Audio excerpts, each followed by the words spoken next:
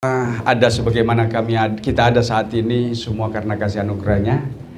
Dia adalah Allah yang baik, tetap konsisten dengan janjinya untuk menyertai kita. Dan puji Tuhan, suasana hujan dari kemarin nih, hujan ya, tapi tidak membuat kita kendor, tidak membuat kita terhalang untuk boleh hadir. Ya, memang ada beberapa yang tidak bisa hadir karena situasi dan keadaan. Tapi kita percaya bahwa dimanapun kita berada, Tuhan tetap ada, senantiasa mendengarkan isi hati kita. Bapak Ibu dikasih oleh Tuhan, di bulan Januari minggu yang ketiga kita boleh sama-sama hari ini, ya. Dan kita boleh bersyukur, kita senantiasa tetap merasakan pertolongan Tuhan, merasakan kasih Bapa yang sempurna, yang akan terus menyempurnakan kehidupan kita, tentunya di dalam segala kekurangan kita. Dia adalah Bapa yang baik, yang akan selalu hadir di hati kita. Pagi hari ini saya akan menyampaikan kebenaran firman Tuhan. Ya, puji Tuhan bahwa kita adalah tubuh Kristus, kita adalah gerejanya. Tuhan mau supaya kita senantiasa boleh menyadari bahwa betapa pentingnya tubuh Kristus, betapa pentingnya gerejanya, betapa penting umatnya. Dan untuk itu Bapak Ibu dikasih oleh Tuhan, saya akan mengajak kita untuk membaca dari 1 Korintus pasal yang ke-12 ayatnya yang ke-27 dan 28 sampai dengan ayat yang ke-31. Kita akan baca bersama-sama. Ya, kita akan baca bersama-sama 1 Korintus pasal 12 ayat 27 sampai dengan ayat yang ke-31. Ya, sudah ada di layar. Mari kita sama-sama membacanya. 2, 3. Kamu semua adalah tubuh Kristus dan kamu masing-masing adalah anggotanya.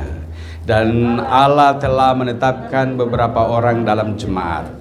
Pertama sebagai rasul, kedua sebagai nabi, ketiga sebagai pengajar, selanjutnya mereka yang mendapat karunia untuk mengadakan mukjizat, untuk menyembuhkan dan untuk melayani, untuk memimpin dan untuk berkata-kata dalam bahasa roh. Adakah mereka semua rasul atau nabi atau pengajar? Adakah mereka semua mendapat karunia untuk mengadakan mukjizat atau untuk menyembuhkan atau untuk berkata-kata dalam bahasa roh atau untuk menafsirkan bahasa roh? Jadi berusahalah untuk memperoleh karunia-karunia yang paling utama, dan aku menunjukkan kepadamu jalan yang lebih utama lagi. Puji Tuhan, dari nats pembacaan kita ini, kalau kita lihat di perkop pembacaan kita, di situ banyak anggota tetapi satu tubuh. Bapak Ibu yang dikasihi oleh Tuhan, ini yang dimaksudkan adalah gerejanya. Ya, gereja Tuhan bukan hanya GGP saja, ya, Gereja Gerakan Pentakosta, tapi gereja Tuhan itu banyak sekali. Ada banyak sinode, ada banyak jenis gereja, bahkan ada yang tidak terdaftar di Kemenak, ya. Tapi semuanya itu adalah orang-orang yang mengaku percaya kepada Yesus, dan Yesuslah sebagai kepala gerejanya. Bapak Ibu yang dikasih oleh Tuhan, kalau ada beberapa golongan yang merasa dia lebih benar, itu mungkin perasaannya. Tapi yang Tuhan maksudkan bahwa tubuh Kristus itu adalah bagian daripada anggota yang percaya kepadanya. Nah, Bapak Ibu, di sini kan berbicara tentang hal-hal yang sangat penting di dalam panggilan, dalam tugas panggilan, yang dimana karunia-karunia yang dianugerahkan oleh Tuhan supaya kita memperoleh apa yang Tuhan telah tetapkan bagi kita. Ini Rasul Paulus menegaskan tentang hal itu, makanya dikatakan di ayat yang ke-30 bagian terakhir, jadi berusahalah untuk memperoleh karunia-karunia yang paling utama, dan aku menunjukkan kepadamu jalan yang lebih utama lagi. Ini luar biasa pernyataan Paulus ini. Bapak Ibu, saya terus berusaha untuk dapat memahami dan mengerti dari apa yang ditulis Paulus ini. Bapak Ibu, ya, gereja yang Tuhan maksud, yang pertama-tama yang Tuhan lembaga yang paling tertua itu adalah keluarga. Ya, keluarga di sana dikatakan bahwa imam adalah ya laki-laki atau suami, kemudian diaken itu adalah istri, dan anak-anak itu sebagai jemaatnya. Nah, oleh sebab itu Bapak Ibu dikasih oleh Tuhan, perkuatlah keluargamu. Iya, senantiasa engkau membangun keluargamu dalam takut akan Tuhan. Nah, gereja yang kuat, gereja yang kokoh itu adalah keluarga demi keluarga yang hidup sesuai dengan kebenaran firman Tuhan.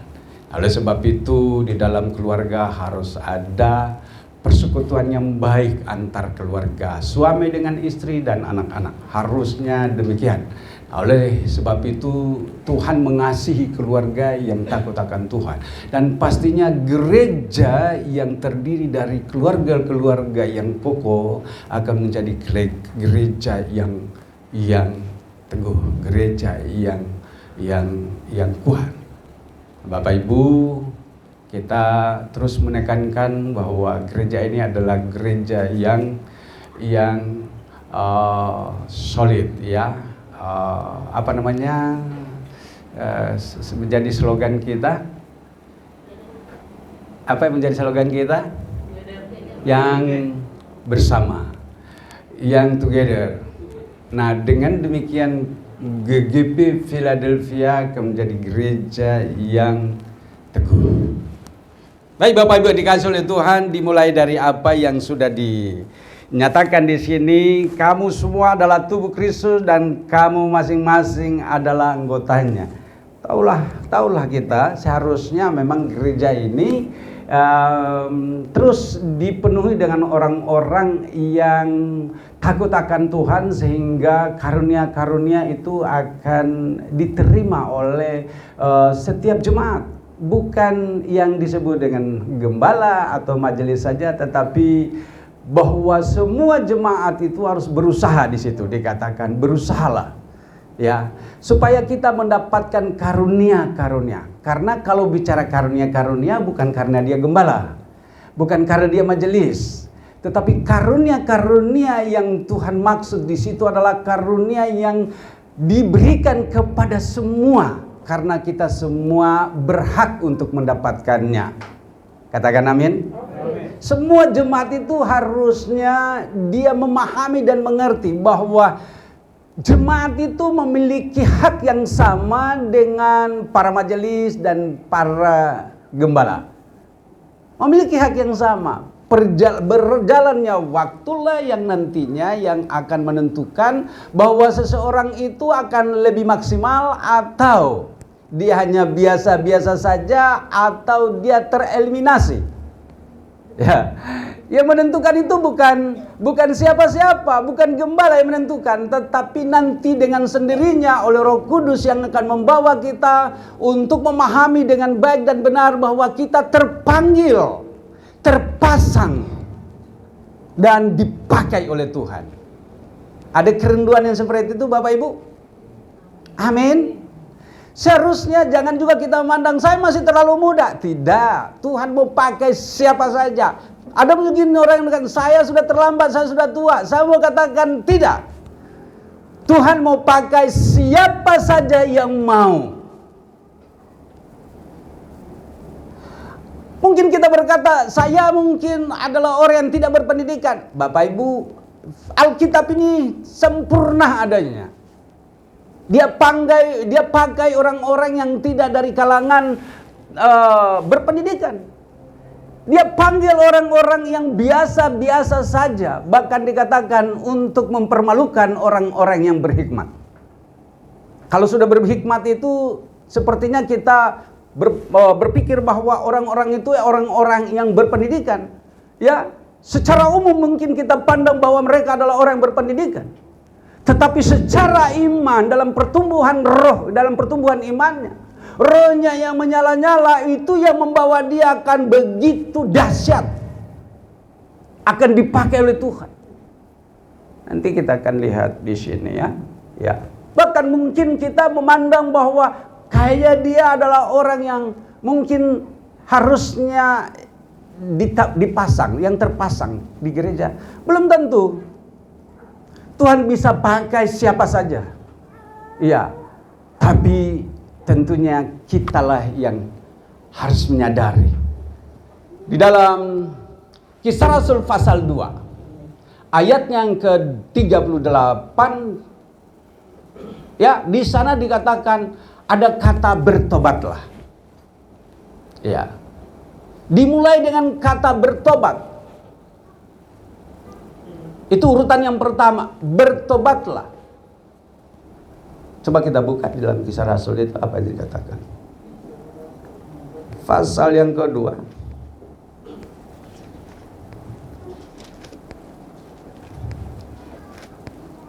Ya, kejar-kejaran Marvel.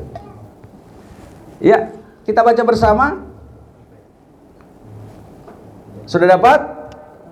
Kita baca bersama ayat 38, 2, 3. Jawab Petrus kepada mereka, bertobatlah dan hendaklah kau masing-masing beri dirimu dibaptis dalam nama Yesus Kristus untuk apa? Pengampunan dosamu, maka kamu akan menerima karunia Roh Kudus. Di sana ada 4 urutan. Yang pertama bertobat, kedua dibaptis. Untuk apa? Pengampunan dosamu. Supaya apa? Menerima karunia Roh Kudus. Orang yang tidak maksimal, orang yang tidak bertobat sungguh-sungguh tidak akan maksimal. Tapi kalau orang yang bertobat sungguh-sungguh, dia akan melihat karunia-karunia. Karena di sana jelas di urutan yang keempat baru menerima karunia Roh Kudus. Tidak diberikan kepada orang yang tidak bertobat atau yang tidak sungguh-sungguh. Tapi kalau kita sungguh-sungguh mengerjakan pertobatan kita, hidup di dalam pertobatan yang sungguh, maka di situ dikatakan sebagai meterai adalah baptisan, dan di situ dikatakan bahwa pertobatan kita yang sungguh dan dimeteraikan dalam baptisan, di sana dikatakan maka engkau akan memperoleh pengampunan. Katakan amin. Nah, di dalam pengampunan Tuhan itulah yang akan mengangkat kita, yang akan menyingkapkan banyak hal, karena disitulah Tuhan mempercayakan satu hal, bahwa karunia-karunia yang Ia sediakan akan diperoleh orang-orang yang sungguh-sungguh bertobat. Nah, oleh sebab itu pertobatan itu penting di dalam kehidupan kita sebagai orang Kristen. Jangan hanya labelnya saja seorang Kristen, tapi tidak hidup dalam pertobatan. Nah, oleh sebab itu supaya kita maksimal dan kita akan mengerti, memahami panggilan kita bahwa kita tidak hanya sekedar menjadi orang Kristen, tetapi kita hidup dalam pertobatan supaya Roh Kudus maksimal bekerja di dalam diri orang-orang itu. Sehingga apa? Satu hal yang perlu kita perhatikan bahwa ternyata di dalam kehidupan kita yang bertobat dengan sungguh-sungguh ada hal yang paling penting yang Tuhan percayakan kepada kita, yaitu bekerjanya karunia Roh. Katakan amin. Di situ Tuhan mau supaya setiap kita, dan hal ini tidak memandang siapa, tidak harus orang yang berpendidikan, profesor, doktor, kabulator, bocor. Tetapi Tuhan mau supaya engkau takut akan Tuhan, hidup dalam pertobatan, karena letaknya karunia-karunia Roh Kudus akan bekerja di dalam diri orang-orang yang bertobat. Ini penting. Nah, kadang-kadang kita saya begini saja, cukuplah saya mengenal Tuhan, saya mau kerjakan dulu bagian saya, yang penting saya percaya dan diselamatkan. Benar. Itu benar, tidak salah dalam pandangan keselamatan. Tapi keselamatan itu dianugerahkan oleh Tuhan bagi kita supaya kita mengerti panggilan kita, tidak hanya diselamatkan. Makanya di dalam Matius pasal yang ketiga ayatnya yang ke-8. Kalau nggak salah di sana, hasilkan buah dari pertobatan. Kita harus menghasilkan buah. Tidak status quo. Sebagai orang Kristen yang penting saja diselamatkan. Coba dibuka dulu. Iya benar, ayat 8. Kita baca bersama-sama. Jadi hasilkanlah buah yang sesuai dengan pertobatan. Buah itu akan nyata menjadi tanda bahwa kita dipanggil untuk menggenapkan janji Tuhan. Tuhan mau supaya panggilannya tergenapkan di dalam kita, bahwa kita adalah orang-orang yang telah diselamatkan. Ada tandanya. Orang yang diselamatkan akan menghasilkan buah. Nah, kadang-kadang kita mengukur bahwa kehidupan orang Kristen cukup. Saya paham Yesus itu adalah juru selamat. Yesus telah datang mati di kayu salib untuk menyelamatkan saya. Ya. Dan siapa yang percaya kepadanya diselamatkan. Ya. Tapi di dalam kehidupan orang yang percaya itu ada tanda di dalam kehidupannya bahwa ia akan menghasilkan buah dari pertobatannya. Di sini sampai di sini kita harus paham. Memang di dalam gereja itu ada hal yang memang kita harus pahami di ayatnya yang, kalau kembali ke pembacaan kita. Lihat di ayat 28 itu. Tuhan menetapkan di situ. Paulus menegaskan di situ ada berapa hal. Yang pertama dipanggil sebagai rasul, yang kedua sebagai nabi, yang ketiga sebagai pengajar, yang keempat sebagai penginjil, yang kelima sebagai gembala.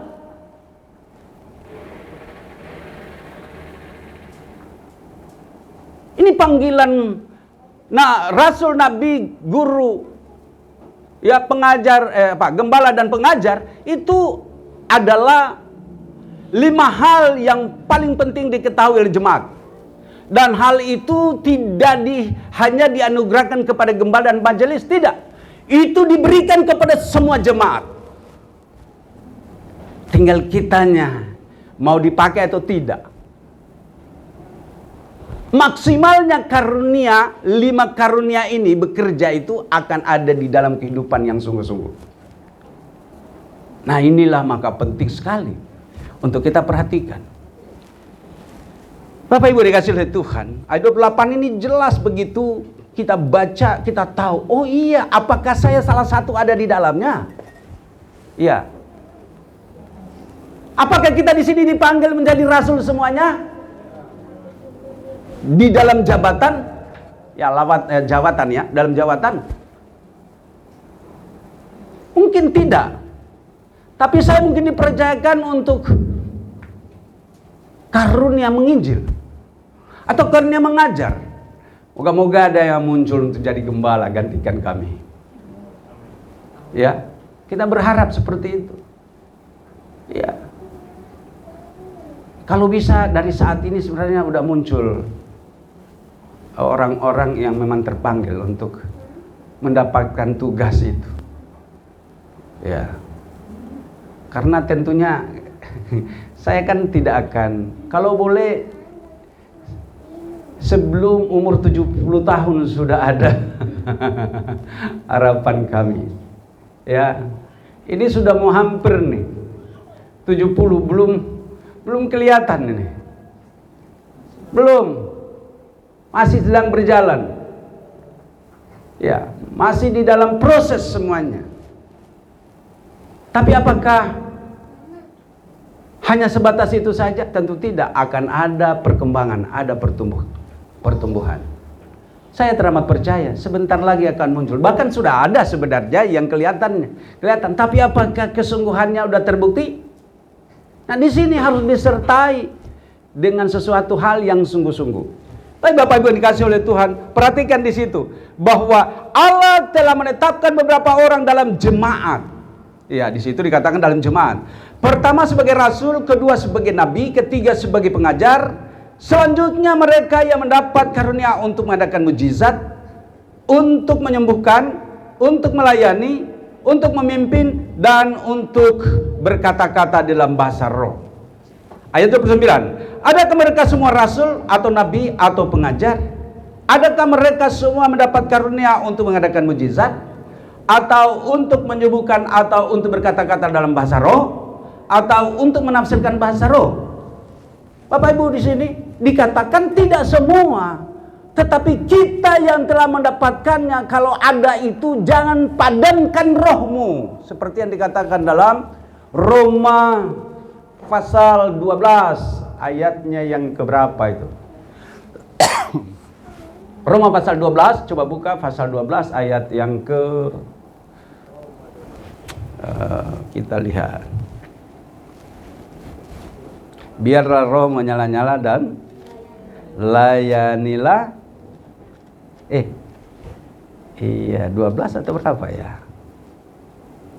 Oh iya, ayat yang ke-11. Janganlah hendaknya kiranya jangan kendor, biarlah rohmu menyala-nyala dan layanilah Tuhan. Nah, kadang-kadang roh kita ini mati segan, hidup segan, mati tak mau. Pada waktu kita lagi menyala-nyala, luar biasa ya. Tapi begitu kena persoalan, langsung layu. Harus bangkit. Karena di dalam masalah yang kita hadapi, di situ ada ujian. Yakobus 1 ayat yang ke-12. Berbahagialah orang yang bertahan dalam pencobaan, sebab apabila ia tahan uji, maka ia akan mendapatkan mahkota. Jadi ujian itu bukanlah kita tidak punya uang saja. Saat kita mengalami situasi, kondisi, keadaan di sekeliling kita yang tidak mengenakan, yang tidak membuat kita damai, sejahtera, ingat, adakah itu mungkin Tuhan sedang menguji kita? Kadang-kadang kita langsung mempersalahkan orang itu. Enggak. Harusnya kembali lagi. Bolehlah di saat kita berhadapan dengan situasi seperti itu mungkin agak tegang. Tapi ingat, itu bukan musuhmu. Dia adalah orang yang bisa dipakai oleh Tuhan untuk membentuk hidupmu. Dengan demikian kau menyadari betapa hidup ini membutuhkan hal-hal yang sifatnya bertentangan dengan pola berpikir kita. Sebab pola berpikir kita itu pasti egois. Seringkali terjadi seperti itu. Tetapi ingat bahwa hal seperti itu diizinkan Tuhan untuk menguji kita. Makanya Yakobus 1 ayat 12 di sana dikatakan, berbahagialah orang yang bertahan dalam pencobaan, sebab apabila ia tahan uji maka dia akan mendapatkan mahkota. Sebab di dalam kehidupan kita tanpa pencobaan kita tidak akan teruji. Tetapi jika kita melihat semua kondisi dan keadaan sekeliling kita yang seakan-akan tidak mengenakan kita, yang tidak membawa kita kepada sesuatu rasa nyaman, maka kita akan berontak. Hati kita akan berontak, pola berpikir kita akan berubah, sehingga kita boleh kita akan memusuhi orang-orang itu. Jangan musuhi. Itu adalah orang-orang yang Tuhan tempatkan di sekeliling kita untuk membentuk kita. Entahkah itu istrimu, entahkah itu suamimu, entahkah itu anakmu. Itu bisa jadi Tuhan pakai untuk membentuk kita. Dengan demikian kita akan teruji. Muncul seperti emas yang murni. Emas waktu diproses itu dibakar dengan api yang suhu yang paling tinggi. Ia harus lebur dan dia memang harus benar-benar diproses sampai akhirnya kadar-kadar yang akan tertinggal. Sehingga akhirnya muncul keberliannya bahwa dia adalah emas yang baik. Nah, saat diproses untuk menjadi perhiasan, maka akan muncul sesuatu yang indah. Kehidupan kita pun juga demikian.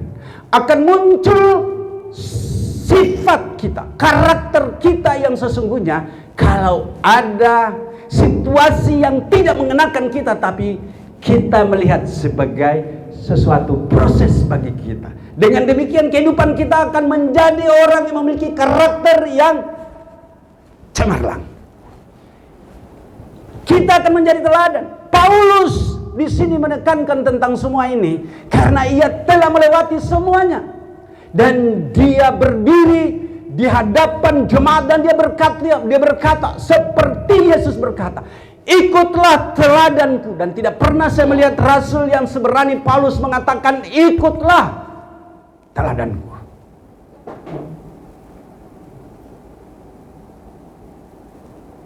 Yesus pernah berkata ikutlah teladan. Demikianlah ya, engkau harus melakukannya karena aku telah memberikan teladan kepadamu.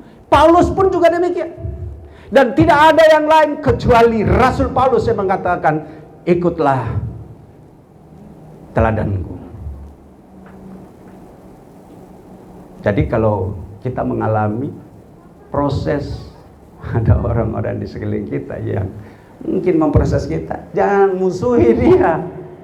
Dia adalah orang yang luar biasa, itu ada di sekeliling kita. Entahkah itu suami kita, entahkah itu istri kita, entahkah itu anak kita. Percayalah bahwa itu tidak hanya sekedar terjadi. Di dalamnya mengandung makna didikan. Setuju, katakan amin. Oleh sebab itu Bapak yang dikasih oleh Tuhan, kalau kita baca dari pembacaan kita ini naik ke atas itu dari ayat 12 sampai seterusnya, itu di situ ya, itu berbicara tentang tubuh Kristus, kan itu luar biasa. Baca dulu ya. Ayat 12 sampai dengan ayat yang ke-14 dikatakan demikian.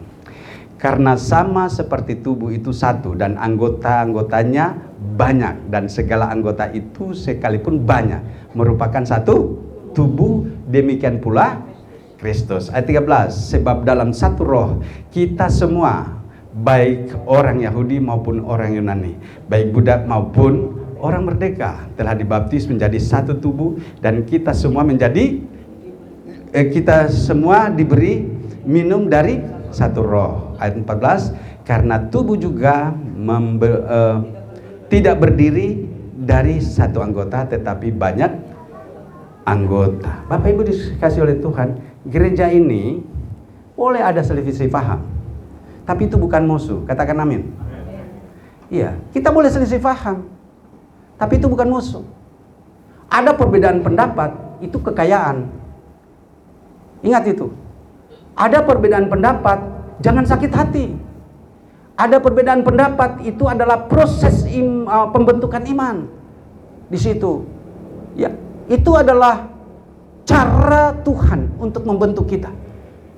Nah, oleh sebab itu kita bersyukur kalau ada perbedaan paham. Kalau ya saja, kita tidak tahu bahwa sesungguhnya yang kita lakukan di dalam kesepakatan untuk ya, bersama-sama ya, ternyata itu salah. Tapi kalau ada perbedaan, dan di situ kan ada proses berpikir, oh iya, coba kita cari tahu apa kira-kira di situ persoalannya, apa kira-kira di situ tujuannya.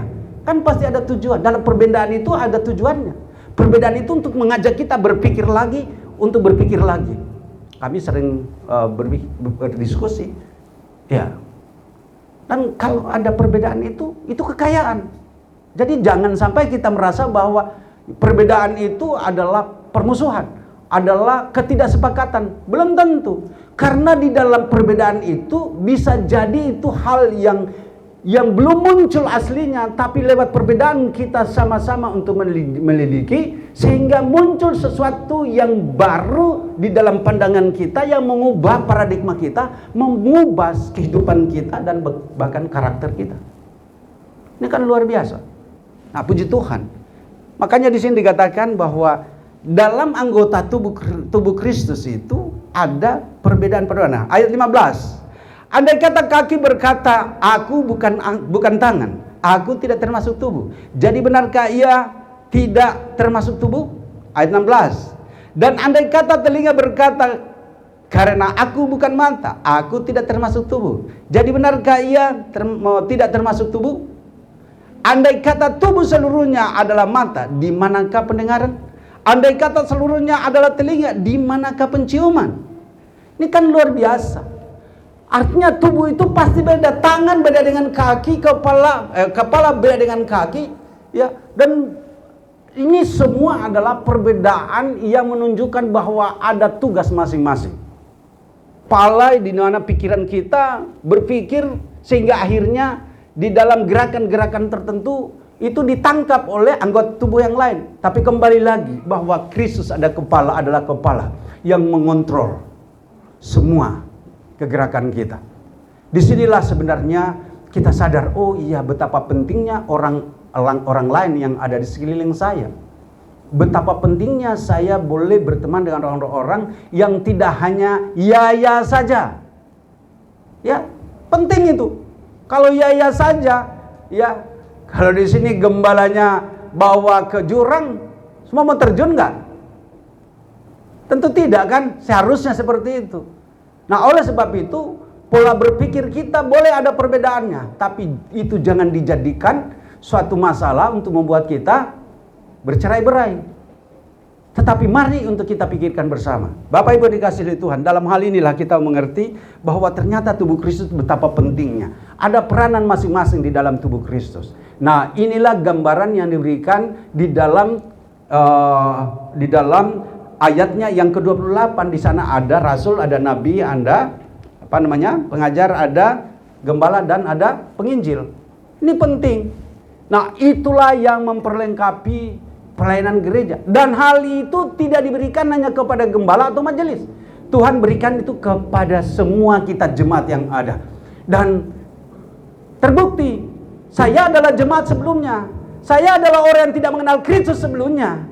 Tapi Tuhan panggil, Tuhan tarik saya. Kemudian setelah saya masuk di dalam satu gereja, saya bukan orang yang langsung paham, langsung mengerti, langsung ini. Semua itu ada peranan di dalam gereja itu. Ada peranan sebagai pengajar. Mungkin gembala itu dia memiliki karunia untuk mengajar. Mungkin gembala itu memiliki karunia untuk menginjil. Mungkin gembala itu memiliki karunia untuk rasul. Tetapi dia harus pilih di mana dia harus berada. Di posisi mana yang dia akan maksimal. Kalau mau ikutkan maunya saya harus pergi terus. Iya. Saya rindu dengan pelayanan misi. Saya rindu untuk pelayanan jiwa-jiwa. Ya, untuk jiwa-jiwa yang ada yang jauh di sana. Nah, puji Tuhan. Tapi karena saya menyadari ini di sini penting untuk digembalakan, maka saya akhirnya menarik diri untuk tidak pergi melaksanakan pelayanan misi atau penginjilan. Nah, saya harus setia. Seperti yang sudah saya sampaikan sebelumnya. Panggilan saya sebagai penginjil itu saya bekukan dan saya ambil bagian untuk menggembalakan. Apakah seorang gembala bisa memiliki karunia kerasulan? Bisa. Bisa. Apakah seorang rasul bisa memiliki karunia mengajar? Oh, tentunya. Bisa. Tetapi kita harus pilih berdiri ada di mana kita posisi yang lebih maksimal. Sampai saya pernah berkata, gembalakan gereja ini. Saya akan kembali kepada panggilan saya yang semula. Itu tahun 2018. Mulai saya bangkit untuk pergi menghasilkan pelayanan yang ada di Boyolali. Ini kan luar biasa. Saya menyadari itu. Tapi kembali lagi itu hanya saya pergi dan kemudian saya harus ada di sini. Dan saya berharap bahwa di sini akan ada yang maksimal. Amin. Ada yang maksimal. Kalau tidak memposisikan diri untuk secara maksimal, bagaimana? Tuhan kan melihat kualitas rohnya. Tuhan melihat kualitas penyerahannya. Tuhan melihat hatinya yang terdalam.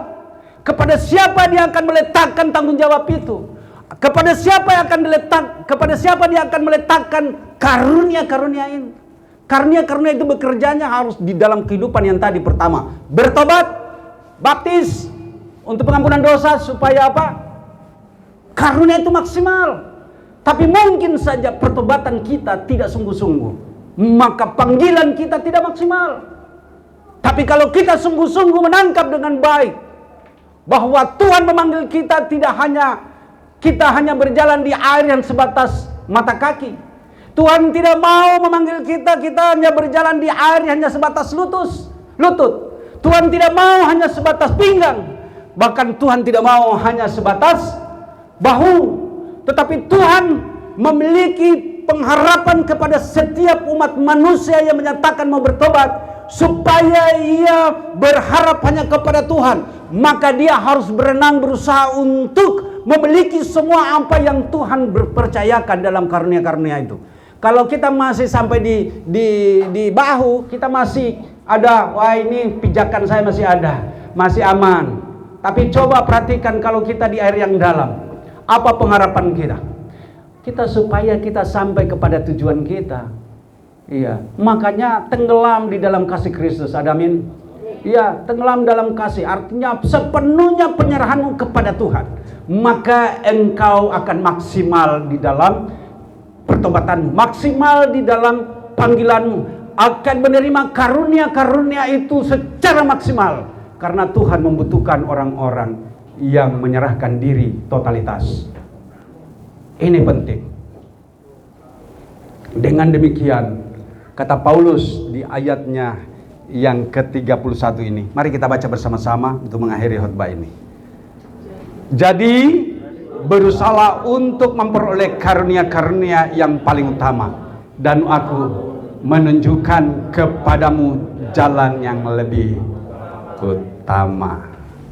Sampai di sini, kiranya firman ini mendapat bagian di dalam hati kita untuk memperlengkapi kita dan kita hidup di dalamnya, sehingga panggilan kita tidak hanya sekedar kita dipanggil untuk diselamatkan, tetapi kita dipanggil untuk menghasilkan buah dari pertobatan kita. Puji Tuhan, Tuhan memberkati.